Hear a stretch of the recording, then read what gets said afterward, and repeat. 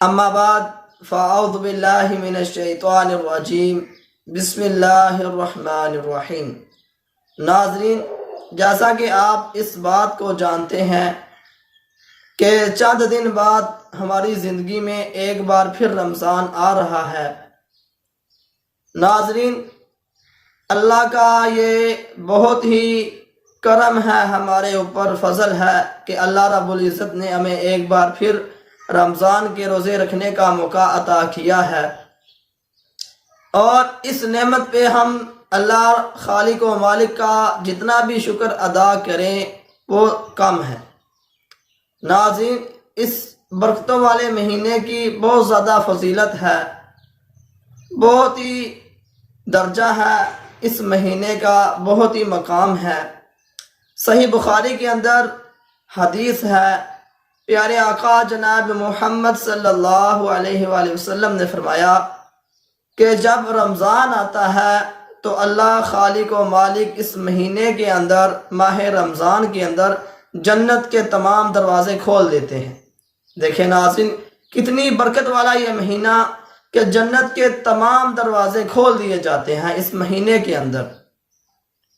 ناظرین، روزے کی کیا فضیلت ہے؟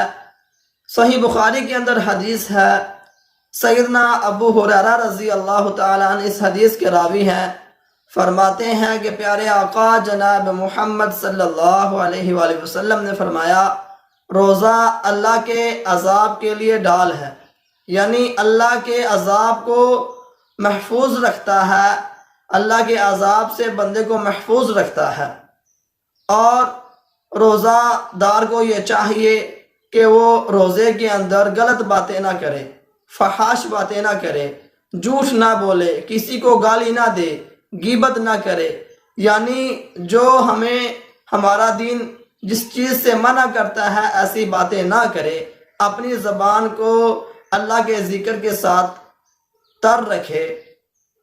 اور نبی علیہ السلام نے فرمایا کہ مجھے اس ذات کی قسم جس کے ہاتھ میں میری جان ہے، اللہ تعالیٰ فرماتے ہیں کہ جو روزے دار کی منہ کی بو ہے وہ مجھے اتنی پسند ہے، پیارے آقا نے فرمایا کہ اللہ کو مشک سے بھی زیادہ عزیز ہے روزے دار کی منہ کی بو۔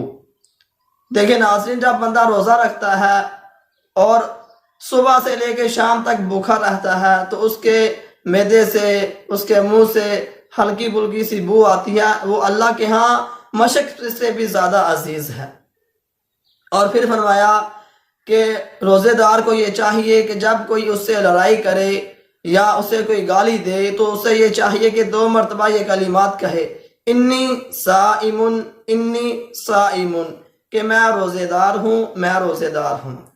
اور اللہ تعالیٰ فرماتے ہیں کہ روزے دار نے اپنی خواہشات، اپنا کھانا پینا میرے لیے ترک کیا تو روزہ میرے لیے ہے، تو اس کا اجر بھی میں اس کو دوں گا۔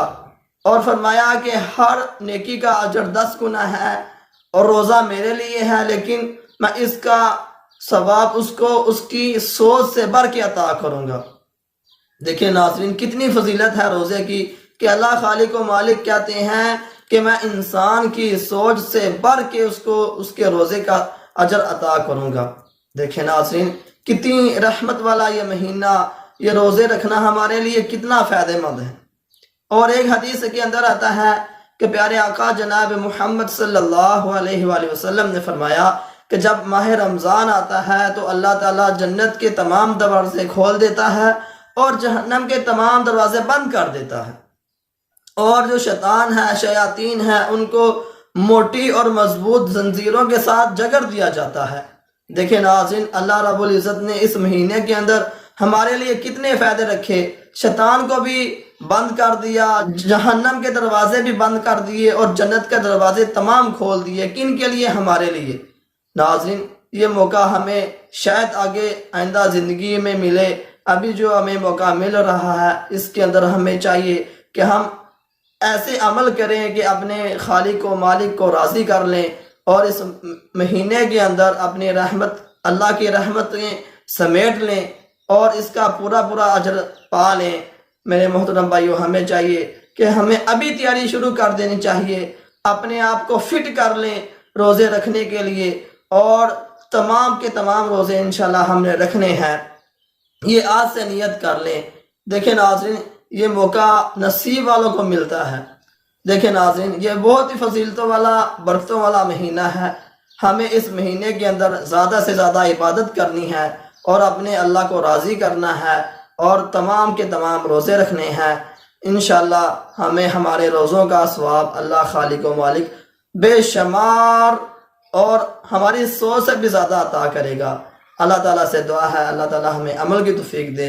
وما علینا الا البلاغ المبین۔